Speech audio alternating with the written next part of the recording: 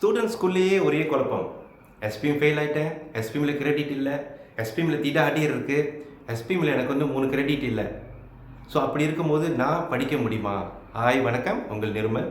படிக்க முடியும் மட்டும் இல்லை காய்ஸ், நீங்களும் ஒரு பட்டதாரி ஆகலாம். எப்படின்னா, உங்ககிட்ட ஒர்க்கிங் எக்ஸ்பீரியன்ஸ் 5 வருஷம் இருந்தாலே டிப்ளமா எடுக்காமல் கூட நீங்கள் டைரெக்டாக டிகிரி போகலாம். ஆப்பிள்னு ஒரு எக்ஸாம் கொண்டு வந்திருக்காங்க. அது வந்து ஒரு ஜெனரலான questions, apple C and apple A. அது நீங்கள் வந்து 66 கேள்வியில் 55 கேள்வி நீங்கள் பாஸ் பண்ணீங்கன்னா definitely you are the qualify.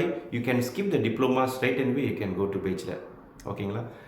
நம்மளோட விவரங்களுக்கு, இன்னும் மேலே விவரங்களுக்கு என்னோட myfuturesacademic.comனு வெப்சைட் இருக்குது. அந்த வெப்சைட்டில் போய் முழு விவரங்கள் எடுத்துக்கங்க.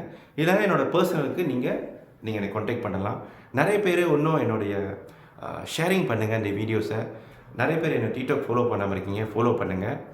இன்னும் விவரங்களுக்கு இது வந்து ஃப்ரீ கன்சல்டேஷன் காய்ஸ், எந்த ஒரு பேமெண்ட் இல்லை. வாங்க, நான் ஹெல்ப் பண்ணுறேன். God bless you.